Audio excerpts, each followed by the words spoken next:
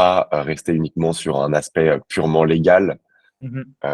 Voilà, l'objet du point, c'est vraiment de vous présenter la réglementation, la protection des données de santé en tant que professionnel de santé, en tant que psychologue clinicien, mais d'un point de vue actif, d'un point de vue pratique, et de s'écarter au maximum de de la pure théorie, puisqu'elle ne vous intéressera pas. Donc, on sera bien dans une dynamique pratique. Et comme on le disait avant en introduction, mais tout le monde, les gens étaient, vous étiez encore en train de tous arriver. C'est un format relativement court qui est sur une pause déjeuner. Donc, je vais respecter ce format et essayer d'être le plus concis possible, même si le sujet peut être très, très large et je pense que vous aurez une tonne de questions. Donc, afin de respecter ce délai, même si je préfère un format plus dynamique habituellement, eh bien, je vous invite à écrire. Et Apolline, merci d'ouvrir avec le premier message. Vous étiez en lecteur, donc vous ne pouviez pas laisser les messages ou commenter. Maintenant, c'est possible. Et j'essaierai d'y revenir par la suite dessus, même si, quitte à déborder, parce qu'on a prévu jusqu'à 13h. Donc, je prendrai potentiellement du temps en plus pour celles et ceux qui veulent rester afin d'y répondre ou de poursuivre le plaisir en échangeant ensemble sur ces sujets. Voilà, donc bienvenue à tout le monde. Je vais me remettre sur la présentation. Et donc le sujet, donc c'est le RGPD santé, donc le règlement général sur la protection des données, et notamment spécifiquement sur le cadre santé. L'enjeu aujourd'hui pour vous en tant que psychologue en libéral, mais évidemment tout ce qu'on va voir aujourd'hui, si vous n'êtes pas en libéral, si vous comptez être en libéral, si vous êtes à temps très partiel en libéral et que vous êtes en activité principalement en structure en salariat, ça vaut également bien entendu. Et si vous n'êtes pas psychologue, eh bien évidemment, ça vaut aussi pour vous si vous êtes un autre professionnel de santé et que vous exercez une profession en tant que diplôme d'État reconnu par le ministère de la Santé ou de la Recherche. Voilà, les interventions comme celle-ci, j'en fais régulièrement. Ici, c'était voilà, celle en orthophonie, la salpêtrière chez les orthophonistes qui faisaient se diplômer. Donc, c'est une intervention que je fais en université, en école, en partenariat avec des fédérations de psychologie, d'orthophonie, etc. Moi, je m'appelle Florian, je suis donc le fondateur de Docorga, qui est aujourd'hui en fait le leader en termes de gestion de patientèle, et on est spécialisé dans les professions de la rééducation et de la santé mentale, et spécifiquement et même exclusivement pour les professions réglementé, diplôme d'État, je le précise ici, notamment en psychologie, ou pour de nombreux patients, même de professionnels, certains se nomment ou se disent psychologues ou psychologues cliniciens alors qu'ils sont coachs depuis 3 semaines. Je ne suis pas contre cette profession, mais en termes réglementaires, c'est complètement différent. En termes de métier, ça l'est également. Et nous, on se tâche voilà, d'accompagner exclusivement les professionnels qui sont rattachés donc au ministère de la Santé, au ministère de la Recherche, puisque en termes de métier, en termes de besoins, en termes de réglementation, c'est tout à fait différent. Donc nous, ça fait 9 ans qu'on existe, bientôt 10. On équipe entre 6 et 7 000 professionnels de santé, donc parmi des psychomotriciens, des ergothérapeutes, orthophonistes et psychologues cliniciens, neuropsy. C'est vraiment notre cœur d'activité. J'ai lancé Docorga il y a donc 9 ans pour mon frère qui est lui-même psychomotricien en libéral, et aujourd'hui on est leader sur ce marché, bien devant Doctolib, pour ceux qui connaissent Doctolib plus que Docorga, j'imagine. On est 13 et voilà, on est assez bien suivi et on a une communauté très fédérée, très soudée autour de notre mission et des tâches qu'on fait. Et dans notre métier, évidemment, vu qu'on traite de la donnée de santé, on s'est spécialisé, on est un peu les chefs de proue sur tout ce qui est en matière de données de santé, et on essaie tant que possible de d'éduquer ou de voilà, de faire tout ce que nous on apprend aussi sur le sujet au fil de l'eau, de vous informer, mais de la façon la plus pratique possible. Et dans notre métier, évidemment, vu qu'on traite de la donnée de santé, on est évidemment sécurisé. Et comment faites-vous sur de l'organisation, vous êtes sujet à ces thématiques? Bah, c'est quand vous envoyez des messages, quand vous communiquez avec vos patients, quand vous collectez de la donnée et que vous faites des fiches, des dossiers patients, quand vous gérez de l'agenda, quand vous faites du stockage Donc, voilà, pour dégrossir le sujet, c'est des sujets évidemment qu'on traite en tant que gestionnaire de patientèle, mais que vous traitez également avec vos propres outils ou bien avec DocOrga ou un autre outil, actuellement. Donc très concrètement, on parle, de ça. Voilà, je rentre dans le sujet, donc qui est, la le règlement sur la protection des données de santé, mais pour, donner un poil de contexte. Aujourd'hui, c'est qu'il y a, le sujet, je vais l'édulcorer ou en tout cas lui donner du contexte avec notamment la thématique, et le contexte de numérique en santé. Le règlement sur la protection des données de santé est valable et applicable pour toute personne qui, aujourd'hui, serait encore complètement sur papier. Donc si vous n'êtes pas un adepte ou pas équipé ou que vous comptez pas du tout être équipé, d'un point de vue numérique, ça vaut également pour vous. Mais évidemment, aujourd'hui, en fait, j'aborde rapidement le contexte numérique puisque c'est quand on parle de numérique que ça devient, d'autant plus intéressant. Donc pour introduire, aujourd'hui, on est dans un contexte de plan relance, du président de la République, donc notamment avec France 2030, avec tout un tas de sujets d'investissement qui ont été mis en place. France, 2030, c'est un budget de 54 milliards qui a été mis sur la table et qui investissent et qui est sur des sujets, stratégiques. Je crois qu'il y en a 8. Dedans, évidemment, il y a le numérique, en santé et ce qu'on appellera donc Ségur numérique, et numérique en santé. C'est un budget de 2 milliards qui a été mis, sur la table afin de faire en fait de la France et des différentes filières stratégiques, des points sur lesquels la France, demain, aujourd'hui, après-demain, sera, leader mondial et donc le numérique en santé est évidemment un sujet et le numérique en santé doit être évidemment réglementé, comme d'autres pratiques quand c'est pas en numérique et notamment par des règles comme le règlement sur la protection des données de santé. Donc, si vous le souhaitez ou si vous le souhaitez pas, de toute façon, vous serez, dedans et l'objectif est de j'ai remis exactement ce qui est écrit, vous le voyez en bas de la slide, généraliser le partage fluide et sécurisé des données de santé entre professionnels et usagers pour mieux soigner et accompagner. Vous en entendez parler certainement en tant que patient et peut-être pas en tant que professionnel de santé, mais un des usages, un des gros sujets donc du numérique en santé, c'est qu'on puisse tous avoir un dossier unique informatisé, un DUI, qui a porté plein de noms, mais qui en réalité nous permet, nous, en tant qu'individu, d'avoir un dossier qu'on puisse heu, consulter, sur lequel viennent s'agréger tout un tas de données de santé lorsqu'on va chez le psychologue clinicien, qui soit salarié, donc en structure en libéral, que demain on aille faire des analyses de sang, qu'on aille faire des radios, qu'on aille à l'hôpital, qu'on déménage. En fait, les enjeux, c'est qu'on puisse effectivement avoir tout un dossier numérique qui nous suive et qui nous permette en fait de faciliter les échanges de données, la communication et aussi d'améliorer la précision de notre suivi. Et je pense que c'est un enjeu numérique, mais pour vous aussi très pratique, qu'on soit pour, qu'on soit contre, que ça soulève tout un tas de sujets de protection de la donnée, du droit au regard, etc., de certains professionnels. Mais hier soir, j'en parlais notamment avec un psychiatre du principe de comorbidité, de savoir en fait qu'en réalité, s'il y a 2 diagnostics qui ont été posés, l'un peut annuler l'autre.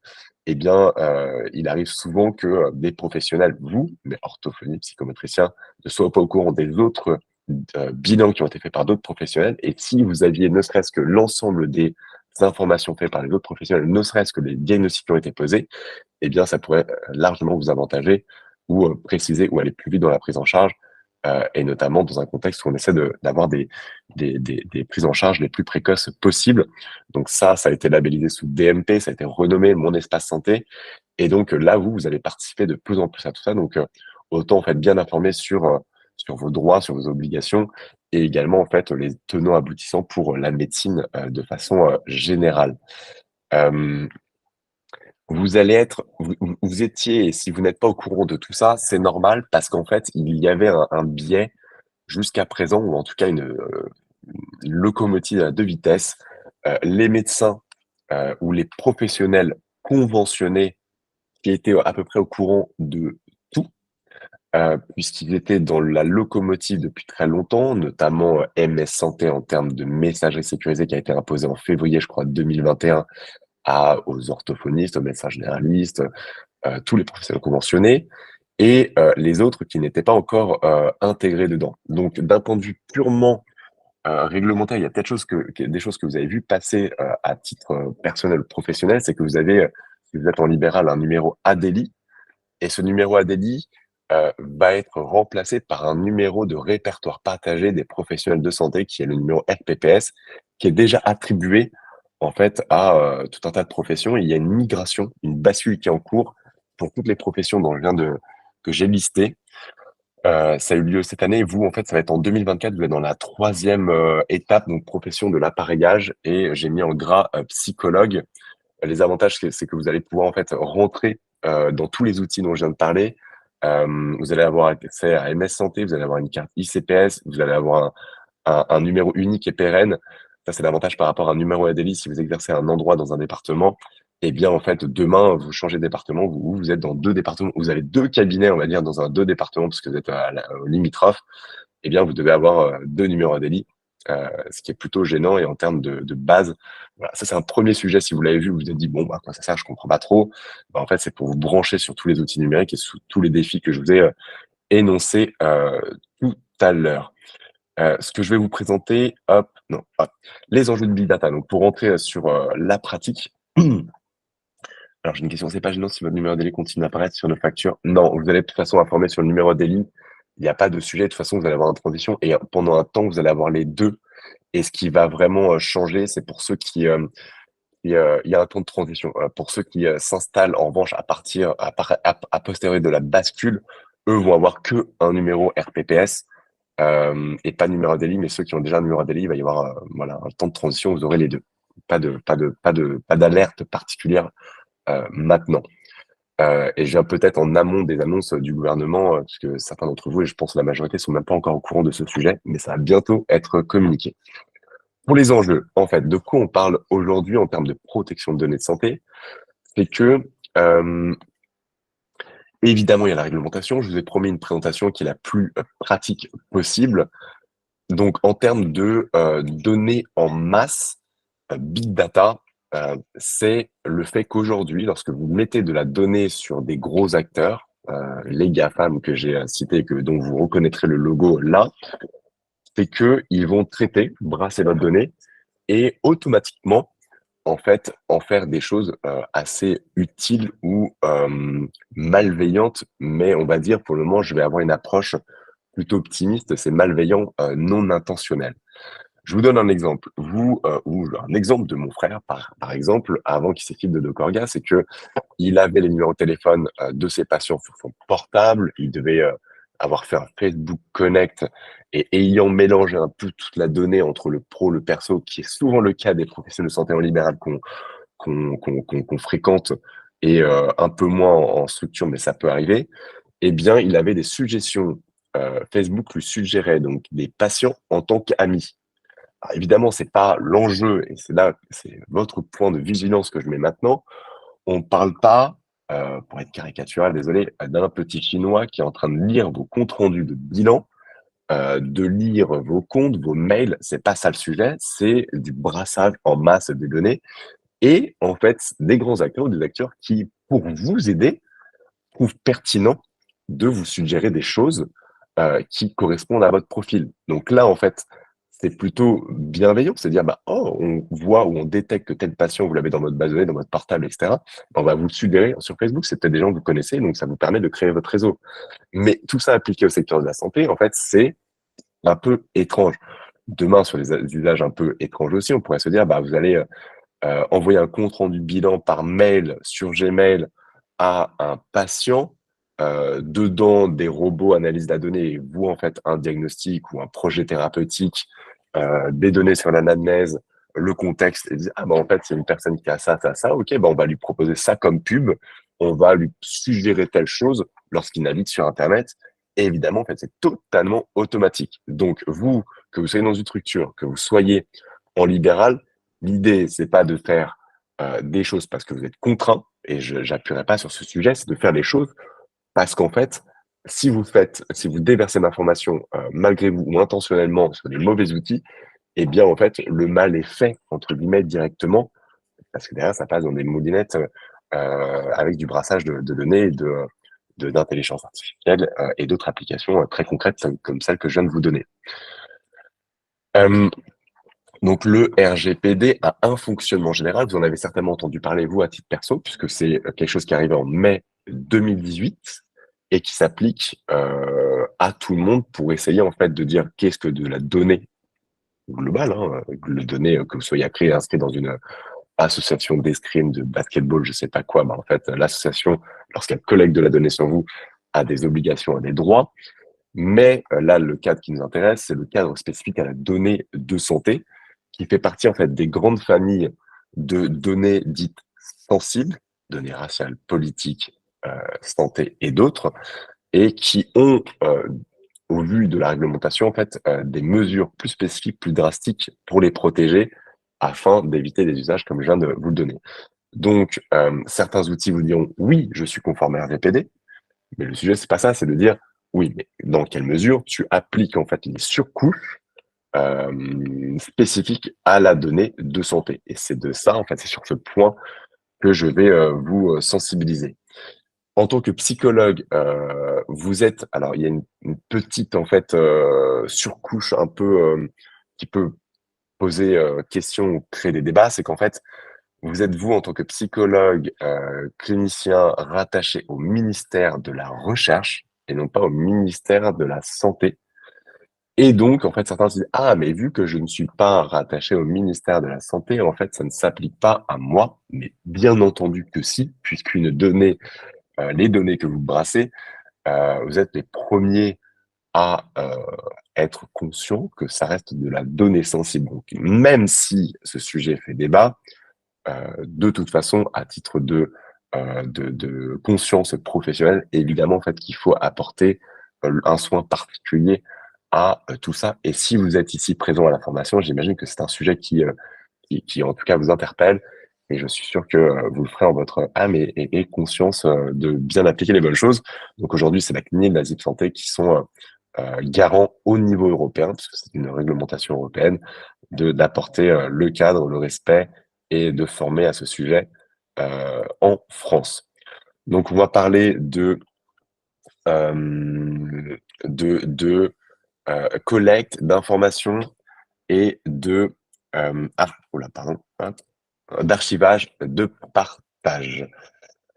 J'ai tout simplement pris des textes ou des petits extraits de sources CNIL, comme ça au moins on pose les bases. C'est donc la collecte. Donc les données que vous collectez sur le patient doivent être adéquates, pertinentes et limitées à ce qui est strictement nécessaire à la prise en charge du patient au titre des activités de prévention et de diagnostic et de soins. Et j'aime bien l'exemple, parce que notamment en psychologie, c'est pas forcément adapté. Ils disent, à titre d'exemple, la collecte d'informations sur la vie familiale d'un patient n'est en principe pas appropriée. Bon, vous savez que en fait, ça s'adapte pas du tout pour vous, parce qu'en fait, évidemment que quelqu'un qui va faire une analyse biologique, une prise de sang, et évidemment en fait que la famille, bon, quoique en fait, des tests d'allergie et autres, il faut aller forcément plus loin. Mais vous, évidemment, quand vous voyez en fait le contexte familial, ça a beaucoup d'implications sur le patient. Donc évidemment que vous avez le droit d'aller collecter de la donnée euh, tant qu'en fait ça sert votre mission. Et vous voyez, j'aime bien en fait prendre des textes parce que vous voyez que non plus c'est pas strict.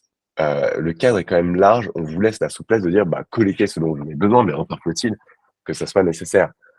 Bien qu'en fait vous soyez obligé d'aller plus loin sur la collecte que le strict protocole santé et médical ou plus loin que le diagnostic. Évidemment, parler de politique, je pense pas que ça change grand-chose à votre suivi. Donc, par exemple, là, ça pourrait être de la donnée qui est erronée, que vous ne devez pas collecter sur votre patient. Au niveau du partage, donc c'est pareil, vous devez limiter l'accès aux données de santé de vos patients seulement, effectivement, aux personnes qui sont dans le cadre du soin du patient et limiter, en fait, selon le degré d'information dont la personne a nécessaire dans ses missions. Donc, vous voyez en fait que encore là, c'est un contexte, une réglementation qui est assez large et qui vous donne en fait la souplesse de le faire en bonne conscience, en bonne intelligence, le partage. Parce que ça, c'est des sujets en fait qui sont souvent posés sur la table en disant mais qu'est-ce qu'on a le droit de partager, qu'est-ce qu'on n'a pas le droit de partager. En réalité, si c'est pertinent, vous avez le droit de partager. Si, par exemple, vous avez recruté, l'exemple est plutôt bon ici, si vous êtes dans un établissement de santé ou si vous-même vous travaillez avec une secrétaire médicale, eh bien, il n'y a pas le droit ou le droit. Il y a, OK, la question, c'est vous faites votre propre audit interne. Vous dites, mais que fait cette personne-là? OK, elle fait juste de la gestion de rendez-vous. Bah, elle a le droit d'accéder à mon agenda, ça me paraît naturel. Elle partage ou elle envoie les bilans. Bah, c'est normal qu'elle accède au bilan. Voilà, c'est à vous-même en fait de faire de l'audit et de dire, bah, en fait, je vais segmenter les informations et les partager en fait exclusivement en fonction de son rôle et de ne pas aller au-delà. Et vous pouvez faire le même audit que vous soyez en établissement, que vous soyez en salariat, que vous soyez en libéral, c'est la même chose et vous avez le droit de le partager du moment que ça sert le patient et que ça ne va pas au-delà en fait du champ d'intervention de la personne avec laquelle vous travaillez. Évidemment, c'est évidemment que dans un contexte de travail de soins, vous n'allez pas le partager en disant à la terre entière le dossier médical de du patient parce que voilà, sans raison. C'est aussi simple que ça d'un point de vue réglementaire. Donc à vous de travailler en bonne intelligence. L'archivage, c'est un sujet qui est beaucoup moins connu. Donc, il y a un cadre. En fonction des types de données collectées, en fonction des acteurs, il va y avoir en fait une obligation de stockage, d'archivage de la donnée. Et avec le contexte que je vous ai donné tout à l'heure, bah, vous comprenez, c'est que la réglementation vise à vous permettre d'exercer, donc collecter la donnée et l'archiver, c'est pertinent pour vous, mais dans une logique où on essaie en fait de stocker la donnée pour en fait avoir une réutilisation par la suite dans un cadre de dossier numérique partagé, vous comprenez en fait les implications et les tenants aboutissants. Donc, c'est pas que pour vous archiver la donnée, c'est aussi pour le patient, s'il a besoin d'avoir des informations, ou potentiellement d'autres professionnels de santé qui, a posteriori, aimeraient bien avoir l'historique du dossier patient. Et vous êtes dans une obligation en fait, de conserver la donnée sur un total de 20 ans. Donc, 5 ans, ils disent en fait en base actif. Donc, concrètement, c'est pouvoir y accéder rapidement. Donc, peut-être de l'archivage directement sur dans votre bureau, dans votre salle de constatation, voilà, rapidement accessible. Et 15 ans, base non active, base intermédiaire pour le non technique, c'est-à-dire par exemple, concrètement, vous avez votre format papier, vous l'avez mis dans une cave, vous l'avez mis dans un endroit où vous dites, ah bah très bien, j'irai chercher dans mes archives, et vous pouvez revenir sous 48 heures avec la personne. À savoir, il y a un petit sujet de précision. Pour les patients mineurs, le délai de conservation est jusqu'à ses 28 ans. Voilà. Si vous consultez une personne qui a 5, 6 ans, 7 ans, bah, en fait, c'est plus que 20 ans que vous allez devoir conserver la donnée, c'est 21 ans. Par exemple, si c'est 7 ans, voilà, c'est les 20 ans, c'est si en fait, du coup, bah, à partir donc de 8 ans, ça fait bien 20 ans. Et à partir de 9 ans, bah, c'est encore 20 ans, c'est 29 ans. Voilà, j'imagine que vous avez compris la logique. Euh, alors, je voyais Agatha Meyer sur le contexte. Est-ce que nous sommes médicaux, ni paramédicaux? Ces obligations s'appliquent-elles vraiment à nous autres psychologues? C'est le point que je donnais tout à l'heure, c'est qu'évidemment, effectivement, vous êtes rattaché au ministère de la Recherche et non pas donc ministère de la Santé. Mais oui, ça s'applique à vous et ça ne fait pas débat du tout. Vous traitez quand même de la donnée de santé comme elle s'applique aux psychomotriciens, aux ergothérapeutes, même si on pouvait avoir le même débat, bien sûr. Après, vous pourriez vous dire, ah bah non, en fait, du coup, on n'est pas rattaché au ministère de la Santé. Mais comme je vous l'ai montré, vous êtes quand même dans les petits papiers, vous êtes bien dans la liste des professionnels de santé qui vont être rattachés au RPPS et qui vont avoir accès à tous les dispositifs dont je parlais. Donc, vous n'êtes pas oublié pour autant vis-à-vis en fait du ministère de la Santé. Vous allez être mis dans le pipe des gens qui vont avoir accès au DMP. Donc, à ce titre, vous n'avez pas été oublié et ce dont je vous parle, ça vous concerne bien. L'accord des patients. Donc, c'est encore un sujet. Est-ce qu'on est obligé de collecter systématiquement l'accord du patient dans, le cadre donc des soins qu'on apporte et cetera et cetera. Avant mai 2018, vous étiez obligé d'avoir une trace écrite d'accord. Je suis d'accord pour collecter la donnée de santé, que vous collectiez la donnée de santé. Aujourd'hui, ouais, depuis mai 2018, ça a été supprimé. C'est-à-dire que vous n'êtes plus obligé, en fait, de recueillir l'accord, vous avez une obligation d'information. Donc souvent, ça peut se faire sous format d'un panneau informatique dans la salle d'attente qui dit: «Au titre des séances de soins de psychologie, que, je vous, propose, je collecte de la donnée de santé que je vais, stocker sur tel outil qui est bien réglementaire» et cetera et cetera. Voilà. Ça simplifie quand même les procédures, mais de toute façon, heu à chaque fois, bon là, on le fait de manière un peu moins interactive étant donné le temps, qui nous est compté. Mais, j'aime bien et je m'amuse souvent à poser la question à des cours sur: est-ce que vous-même, en tant que patient, on vous a déjà demandé votre accord quand vous allez chez un médecin avant mai 2018 de collecter la donnée? J'ai jamais eu encore, je crois, une personne qui m'a dit: «Oui, oui, mon médecin m'avait donné mon accord, il m'a fait signer une décharge». Tout simplement, personne ne le faisait, alors que l'obligation était déjà présente, donc ça a été assoupli pour que ça soit plus pratique. Vous aviez aussi en fait, avant, des déclarations, des démarches à faire auprès de la CNIL.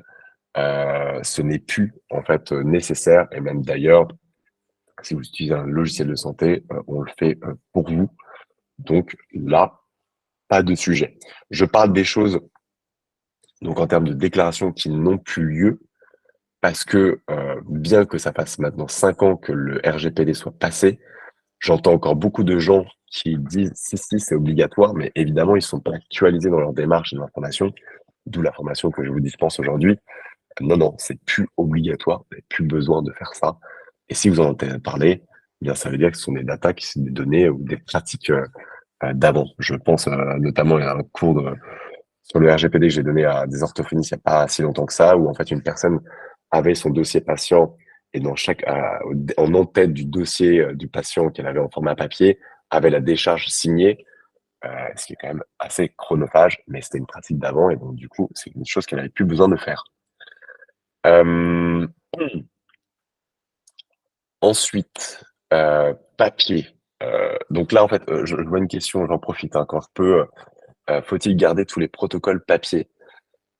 En fait, il faut tout garder, tant qu'en fait, c'est des dossiers, qui sont intéressants, pour le patient. Je connais pas tous les protocoles, je connais pas toutes les choses, mais, dès lors, en fait, que c'est utile pour le patient et pour vous, par la suite et bien ou pour d'autres professionnels de santé, bah, il faut le garder à titre, informatif ou, au cas où. Donc, dans ce cadre-là, j'avais bien précisé que j'ai beaucoup parlé de numérique, mais ça ne s'applique pas qu'au numérique. Vous avez le droit d'utiliser encore le papier, il y a aucun souci, personne ne vous impose d'utiliser, des outils digitaux. Mais en revanche, le cadre, il s'impose à vous, que vous utilisiez le papier ou non.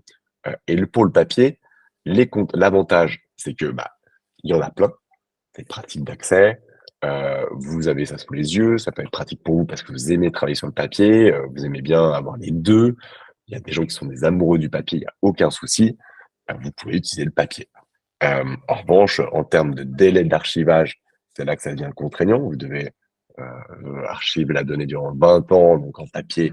Ça en fait du patient, bien que, vous êtes pas des médecins généralistes qui voyaient en fait des milliers de patients. Vous êtes quand même comme tous ceux avec qui on a l'habitude de travailler, vous avez un suivi régulier avec, un nombre limité de patients, donc ça reste encore faisable. Donc si vous êtes en capacité de le faire, il y a aucun souci, vous pouvez faire tout papier et rester là-dessus, du moment que vous, gardez l'information et vous êtes en mesure de la garder et d'y accéder rapidement. C'est la principale contrainte que je vois, au papier. La seconde, c'est, bah, évidemment, en fait, aller chercher une information dans un dossier que vous suivez plus depuis très longtemps et vous y remettre, bah, faut feuilleter. Si vous êtes, à l'aise, avec ça, il y a aucun souci. Je sais que dans les jeunes générations, un petit contrôle F, pour chercher un mot sur un outil numérique ou une feuille, c'est quand même plus simple pour corriger. Voilà, bref, ça dépend des goûts et couleurs. Je ne rentre pas dans ce débat. C'est vraiment de prendre un peu de hauteur et voir dans quelle perspective c'est intéressant de continuer le papier, pour vous dans la réglementation. Aucun sujet. Dans les autres alternatives, donc vous avez l'ordinateur que je distinguerais en fait de l'ordinateur cloud, l'ordinateur en local. Pour faire la distinction, c'est vous êtes en local lorsque vous utilisez une clé USB. Bah, l'information n'est que sur la clé USB. Quand vous êtes sur un ordinateur, sur un serveur, quand vous êtes sur un qui est exclusivement local, non connecté, donc comme c'est le cas parfois dans des databases de certains centres hospitaliers, dans certaines cliniques qui ont leurs propres serveurs qui sont intégrés, qui sont non connectés. Ça, c'est pour ça que de nombreuses cliniques, de nombreux hôpitaux euh, prennent les devants et en fait font un peu chasse gardée sur leurs données et s'assurent qu'elles ne sont pas externalisées pour des questions de, de conservation de la donnée, de ne pas la partager, il y a aussi des petits défis parfois, des défis en termes de partage ou de non-partage, mais ça, c'est pas les mêmes règles que en cloud quand vous êtes sur Internet, quand vous êtes sur un Drive, un OneNote, un Dropbox, tous les outils en ligne, hein, que vous soyez sur un Internet. Et d'ailleurs, la zone, j'attire votre attention, est de plus en plus floue. Typiquement, comme moi, si vous êtes sur un Mac et que vous le mettez sur ce qu'on appelle le bureau sur Windows, eh bien, en fait, votre bureau, euh, fichier, comme ça s'appelle, eh bien, en fait, c'est synchronisé, totalement synchronisé. C'est-à-dire que vous avez un iPhone, vous avez un Mac, le compte rendu bilan que vous rédigez et que vous déposez, bah, étonnamment, vous allez l'avoir aussi sur l'application qui s'appelle Fichier ou dans votre application, dans votre téléphone, s'il est synchronisé sur le même compte App Store, eh bien, vous l'aurez également sur votre téléphone. Donc, voilà, la notion, la limite, la zone est un peu moins délimitée. Mais pareil, en fait, sur Windows, si vous utilisez la suite Office, que vous rédigez un compte rendu bilan ou quoi que ce soit sur un Word, eh bien, et que vous êtes sur la suite Office 365, eh bien, par défaut, c'est synchronisé sur votre compte Microsoft et notamment dans la partie OneNote, eh bien, ça part directement dans le cloud. Je sais qu'il y a assez peu de gens qui savent le faire. Vous pouvez rentrer dans les paramètres de Microsoft pour désactiver la synchronisation automatique, mais votre donnée, elle est plus sur votre ordinateur. Si vous perdez votre ordinateur, en fait, vous allez vous reconnecter à votre session, à votre compte Microsoft, et vous allez retrouver en fait tous les comptes rendus bilan, alors, qui est pratique, mais qui suppose ou qui pose des questions en termes de mais elle est où ma donnée, elle est stockée par qui? Qu'est-ce qu'ils en font? Euh, voilà pour les deux notions, et effectivement, à charge maintenant à moi de challenger cette idée. Excusez-moi, je regarde l'heure parce que j'en ai aucune idée, donc voilà, il est -10. De vous de mettre en fait en relief ce que je viens de vous dire précédemment pour challenger, pour défier en fait la notion de que je vous remets, hein, hop, les grandes thématiques de collecte d'informations, d'archivage, de partage, en fonction donc du coup du papier, du local, l'ordinateur, cloud ou local. Local, le problème c'est bah, vous perdez, vous cassez votre ordinateur, bah, vous avez plus accès perdu en termes de délai d'archivage. C'est quand même, ou même rien que pour vous, hein, sans contrainte, hein, c'est quand même un peu dommage, vous perdez toutes vos données, mais vous savez effectivement qui a ces données.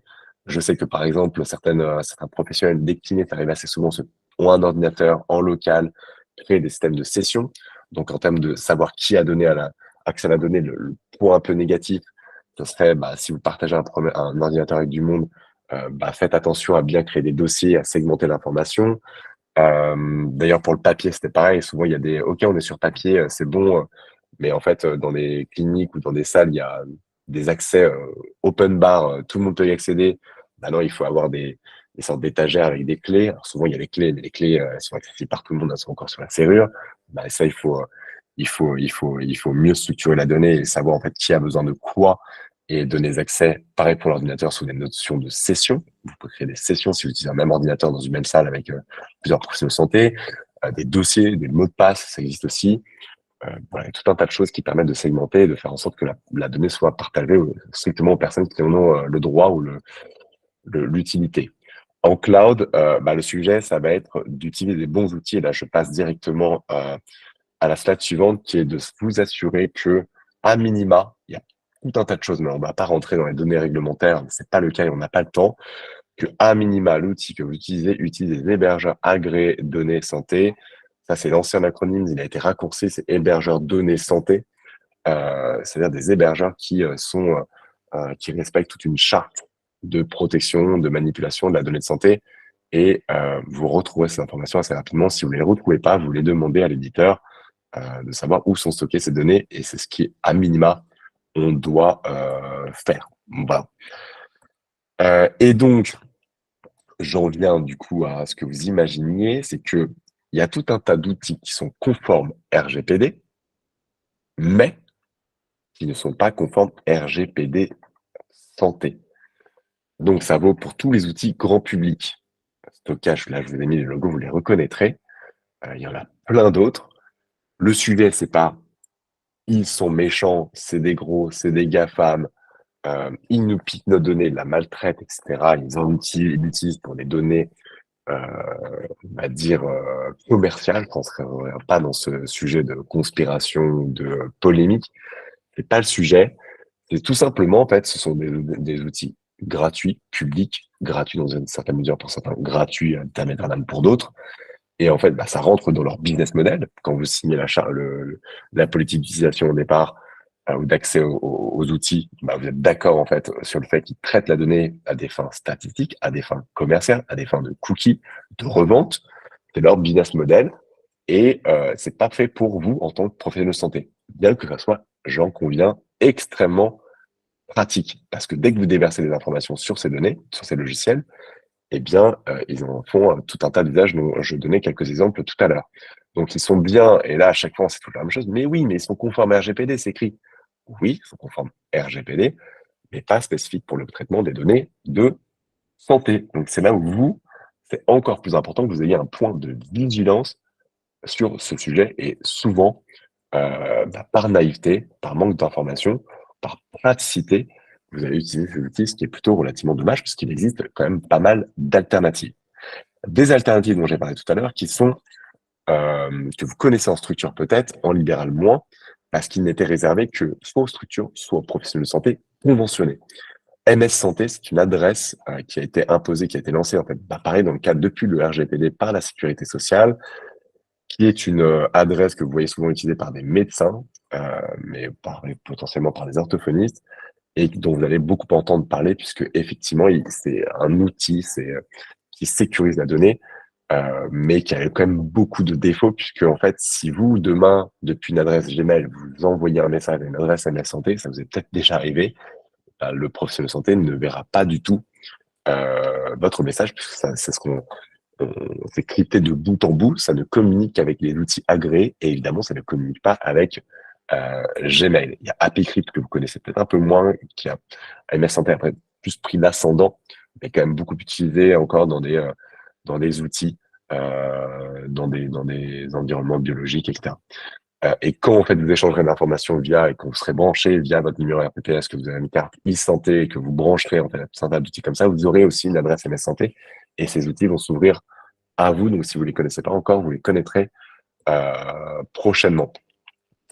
Euh, Il y a aussi parce que là j'allais en finir, je vais peut-être même un peu plus vite. Il y a tellement de sujets que j'aimerais aborder avec vous, mais je fais de mon mieux avec le temps qui nous est imparti.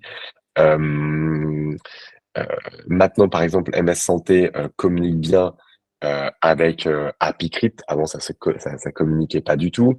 D'autres types de messages RI ah oui, alors par exemple, si vous dites oui, oui, mais en fait moi, j'utilise Gmail, mais le contrôle bilan, je mets un mot de passe. Alors oui, c'est très bien, effectivement, c'est un niveau de sécurité, mais comme je vous dis, en fait, le problème, c'est que Gmail, en fait, c'est pas quelqu'un qui va ouvrir votre document. Alors, il peut y arriver, il peut y avoir des piratages, et effectivement, ça vous protège des piratages, mais en fait, bah, Google rentre dans votre fichier où les robots analysent ce qu'il y a dedans sans mot de passe. Hein, vous imaginez bien, c'est pas le sujet. Et en fait, quand vous envoyez, par exemple, une donnée de santé via, allez, votre Gmail à une boîte Outlook de patients ou de professionnels de santé, en fait, là, vous avez juste communiqué l'information à la terre entière, puisqu'il se retrouve dans les serveurs de Google et dans Outlook de Microsoft. Voilà, pour vous donner un petit aperçu de comme quoi ça peut être extrêmement rapide. Il y a d'autres types d'informations et de communication d'informations. Ça peut être, par exemple, vous l'avez tous vu, j'imagine, pendant le Covid, quand vous faisiez un test de Covid, vous aviez un texto qui vous envoyait un lien. Ce lien vous renvoyait donc vers une interface sécurisée sur laquelle ces données étaient stockées sur des hébergeurs données santé. Et seul vous, avec un mot de passe ou avec votre numéro de téléphone, vous pouviez accéder à la donnée. Donc, c'est aussi des méthodes et vous devez certainement voir ces méthodes-là dans des centres de biologie qui ont fait des analyses de sang, des radios. Ils vous communiquent peut-être une information comme quoi, en fait, c'est bon, vous pouvez y accéder. Ou vous avez peut-être, en fait, une adresse, notamment sur les radios. On vous dit, allez consulter les informations ici. Bah, vous, c'est ces outils-là que vous devez normalement utiliser, donc, qui étaient jusqu'à présent, en fait, automatiques, exclusivement réservés aux professionnels de santé conventionnés, mais qui vont s'ouvrir à vous. Et nous, en fait, on a répondu à pas mal de choses par anticipation d'Ocorga. Je vais vous le dire, je vais prendre 2 minutes de votre temps là pour vous proposer aussi des solutions gratuites qu'on a à votre disposition, sur le principe d'ailleurs du Covid, dont je parlais tout à l'heure. Pour aller plus loin, donc vous avez en fait le site de la clinique qui est quand même extrêmement bien fait. C'est une ressource officielle. Allez feuilleter là-dessus s'il y a des débats, des groupes Facebook, je sais qu'il y en a beaucoup, en psychologie ou tout un tas d'autres communautés. Allez challenger, allez poser des questions ici sur le site de la CNIL. Je vous le recommande. Nous, on a créé un guide de 75 pages avec de nombreux professionnels de santé qui ont été co-rédacteurs qu'on a lancé il y a 2 mois et qui vous aide à l'installation libérale. Il y a toute une partie sur le traitement des données de santé, voilà, dont je parlais tout à l'heure. Donc, vous pouvez approfondir ce sujet. Le guide est gratuit. Il suffit juste de vous inscrire sur Docorga, de taper e-book Docorga, vous allez retrouver la page très rapidement. Vous avez tout un tas de ressources qu'on met à votre disposition. Vous avez donc, alors pour rapidement vous présenter Docorga, des outils dont je parlais, messagerie sécurisée, fichier patient, agenda, c'est totalement gratuit, ça vous met en conformité, ça vous assure de ne pas utiliser d'outils gros public, puisque la question qui vient évidemment, c'est bah, mais comment on fait si on peut utiliser un Dropbox, un Drive, etc. Bah, nous, on a essayé de concevoir, pas forcément de façon autant ergonomique, parce qu'on n'a pas des milliers de développeurs que eux, mais au moins, en fait, on a agréé données santé, et il existe plein d'autres outils parmi voilà, les acteurs du marché, mais nous, on est gratuit sur ces points-là. Et notamment l'aspect messagerie sécurisée, c'est le principe que vous expliquiez tout à l'heure, c'est que vous avez, vous déposez un contrôle bilan, le destinataire reçoit un lien pour récupérer son document sur Docorga, mais on va surtout pas en fait l'envoyer sur Gmail. C'est la personne qui clique sur le lien, retrouve en fait un environnement sécurisé et peut ensuite accéder à l'information. Et c'est compatible avec toutes les adresses, donc Gmail et autres, puisque c'est sécurisé, on renvoie la personne vers un domaine sécurisé. En 3 secondes, ce qu'on fait nous, c'est qu'en fait aujourd'hui, vous pouvez aller plus loin avec des options avancées, donc prise de rendez-vous en ligne, facturation, rappel de rendez-vous à SMS illimité, liste d'attente. On a un pack complet qui fait tout ça sans engagement à 54,90 par mois, et ce qu'utilisent plusieurs milliers de professionnels de santé, comme je vous disais tout à l'heure, chez Docorga. Et notre point de différence, parce que la question souvent qui vient, c'est et quelle est la différence avec un Doctolib? Doctolib, c'est bien si vous avez besoin de référencement, et on vous le recommande, bien que nous, on ait des alternatives à vous proposer avec des partenaires, notamment de sites web, qui font bien ce travail-là. Mais quand même, si vous avez besoin de référencement, il y a Doctolib et des alternatives qu'on peut vous proposer qui sont quand même, qui ont la main basse là-dessus. Nous, on est vraiment sur l'aspect gestion et on équipe souvent des professionnels de santé qui n'ont pas besoin de référencement, qui ont besoin de s'équiper à moindre frais, puisque un Doctolib, c'est 150, 160 euros, uniquement sur l'optimisation de la gestion de leur patientèle existante. Et c'est pour ça qu'on est spécialisé notamment dans les professions que je vous ai citées, qui généralement sont très chargées mais en revanche ont besoin de s'équiper avec des outils conformes. Voilà, on avait noté notamment l'outil de liste d'attente est assez apprécié par les neuropsys qui sont souvent sous tension, les orthophonistes. On pourra vous présenter son fonctionnement lors d'une démonstration téléphonique, puisqu'on fait des démonstrations gratuites. Voilà, j'ai quand même rogné les bords. J'ai fait ça sous un format sprint, j'en suis désolé. Je peux ouvrir, en fait, je reste là si vous avez des questions, mais au moins pour ceux qui n'avaient que jusqu'à 13h, j'essaie de tenir les délais. Désolé, j'ai dépassé une petite minute. Voilà, Bah, bravo Florian, en tout cas merci beaucoup pour cette présentation. C'était avec super plaisir.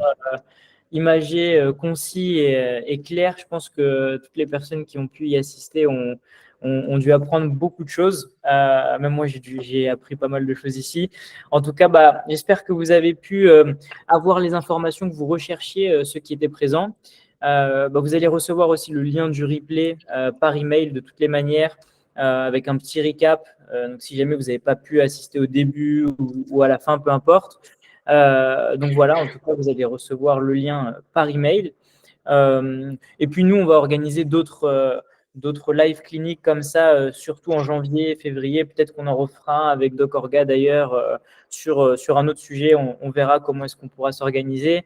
Mais parmi les prochains lives qui vont arriver, on aura par exemple pour les psychomotriciens un live pour l'entretien exploratoire pour des patients TCA par exemple qui sera fait par Lucie Thomas.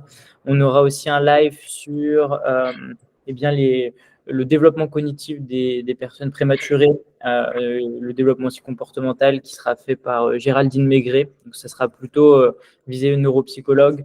On aura aussi d'ailleurs des formations sur la réintégration sensorielle. Donc voilà, on a plein de choses qui arrivent. Je vous enverrai les informations par email pour ceux qui sont intéressés. Si vous avez des questions d'ailleurs pour Florian en fonction de tout ce qu'il a pu vous apprendre aujourd'hui, n'hésitez pas. On reste un petit peu connecté pour répondre aux questions. Si vous avez des questions, du coup, on est disponible sur le chat encore 5 minutes, 5-10 minutes. Donc voilà, j'espère que vous avez apprécié. Je vous souhaite une très bonne journée pour ceux qui ont des rendez-vous qui arrivent. Et voilà. Eh bien, Maïline, je vous enverrai les informations par email pour les prochains live cliniques. Donc voilà. Est-ce que Florian, tu as d'autres choses à ajouter, un petit complément? Alors, je vois quelques questions passées. Il y a Florent, qui fait partie de l'équipe de Corée, qui est là dans le chat, qui essaie de rattraper certaines questions ou d'y répondre par écrit. Mais qu'est-ce que j'ai vu attends, j'en ai vu une. Peut-on garder les données sur son ordi avec Drive par sécurité, mais envoyer les comptes rendus via Dockorga ou vraiment pas possible? En fait, si, c'est ce que j'ai énoncé tout à l'heure, c'est qu'en fait, tous les supports sont possibles, papier, ordinateur et outils numériques. Outils numériques, il faut s'assurer que c'est bien, puisque c'est pour le traitement de données de santé, c'est du traitement de données de santé. Vous les utilisez à des fins en fait de traitement, puisque vous les analysez, vous les conservez, vous faites de la gestion de soins en tant que professionnel de santé. Et donc à ce regard-là, en fait, vous devez en fait vous assurer qu'ils sont conformes en à minima en fait hébergeant des données sur un hébergeur avec les données santé. Mais vous pouvez très bien en fait en garder une copie sur votre ordinateur, si à condition que ça soit en local. Si c'est pas en local, quels outils? Vous pouvez aussi stocker sur Dockerga, on a un outil de stockage, il n'y a pas de souci là-dessus. Mais bon, tant que ça respecte en fait les 4 piliers dont j'ai parlé tout à l'heure, il n'y a aucun sujet. Vous pouvez garder une version en papier, sur ordinateur, sur clé USB. Même d'ailleurs, la multiplication des stockages seront totalement autorisés, même conseillés. J'ai une question que j'ai partagée l'an dernier. Alors, Clémence, je pose la question à l'envers concernant la réglementation. Est-ce que ça veut dire que les pseudo-professionnels type coach de vie externe n'ont aucune obligation en termes de RGPD?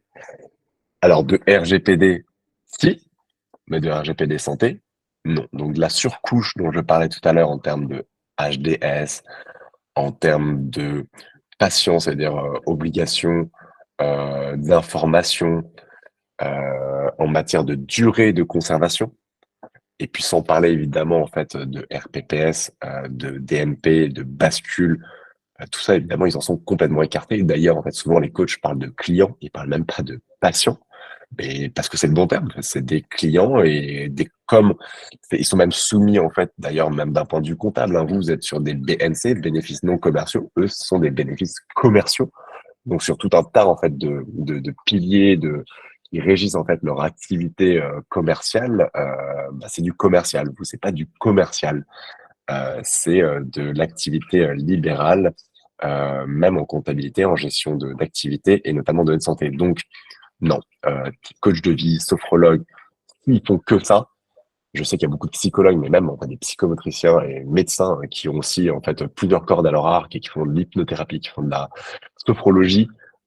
C'est pas pour dénigrer ces outils, ce sont des outils extrêmement importants, mais si c'est que ça, Non, RGPD santé, c'est pas les mêmes choses. Et d'ailleurs, c'est extrêmement important ce point puisque chez les psychologues, il y a beaucoup d'outils qui se disent être conformes à grille de données santé, mais qui font beaucoup de low cost. Nous, on se bat contre les low cost parce qu'en fait, c'est pas que c'est mal, mais ils sont adaptés en fait à des professions de bien-être, mais pas adaptés à vous, professionnels de santé. Et vous, il est extrêmement important. Et d'ailleurs, c'est la raison pour laquelle Doctolib, je sais pas si vous vous en souvenez, en avril dernier, avril de cette année, hein, a viré, entre guillemets, 5000 professionnels de santé, de médecine douce, parce que ça crée justement un énorme débat d'image, mais aussi de soins.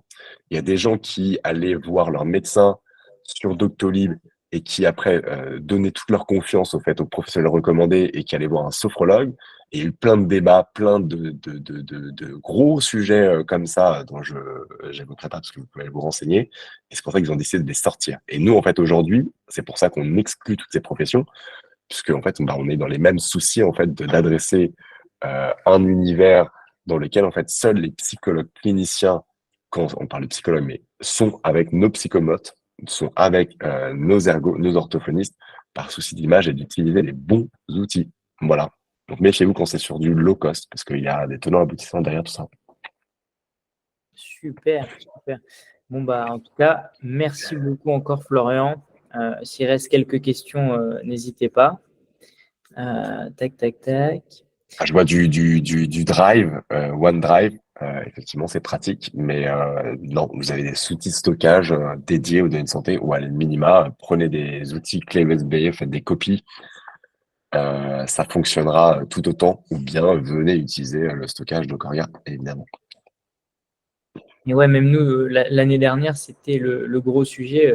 La première version de Neurobase, pour justement être en règle, bah, on pouvait pas, par exemple, mettre le nom et prénom des utilisateurs. Alors là, je parle de la première version. Donc, on était obligé de retirer toute la donnée personnelle. Et donc, Hmm. on stockait la donnée, mais sans que ce soit relié à une personne. Et donc après, bah, on a dû faire toute la bascule vers les hébergeurs en données de santé, etc., pour justement bah, être en conformité avec cette nouvelle RGPD santé. Et bon, c'était un gros chantier, nous, de l'année dernière. Et donc maintenant, tout est bon. En tout cas, voilà, merci beaucoup. Est-ce que s'il reste quelques questions, sinon on va pouvoir eh bien, fermer cette conférence et couper aussi l'enregistrement. Donc, je vous souhaite à tous, en tout cas, une excellente journée. Merci encore, Florian, pour cette Merci présentation. Ethan, merci de m'avoir invité. Bah, avec plaisir et au plaisir de te réinviter sur un autre sujet alors. Complètement, ouais. En tout cas, ravi d'avoir ouvert le bal, comme je disais tout à l'heure, sur ces Clean Talk et je te souhaite bon vent avec l'organisation de ces prochains talks. Effectivement, le format, je pense, ça va être extrêmement intéressant, surtout s'il est sur une pause Ouais, midi comme ça, c'est accessible à tout le monde avec un sandwich, avec quoi que ce c'est soit. ça. C'est un très bon format. J'espère que tu trouveras des bons interlocuteurs et des bons présentateurs pour la suite. Et j'espère avoir du coup bien honoré et bien présenté Magnifique. l'image Magnifique. des Clinic Talk comme introduction et comme tremplin pour toi. Voilà, Ouais, c'était vraiment parfait. Bah, on est déjà complet pour tout le mois de janvier en vrai. Donc, super. voilà. Bah, en tout cas, merci à tous et je vous souhaite Merci à vous tous. une excellente journée. À bientôt. Au revoir. Hop.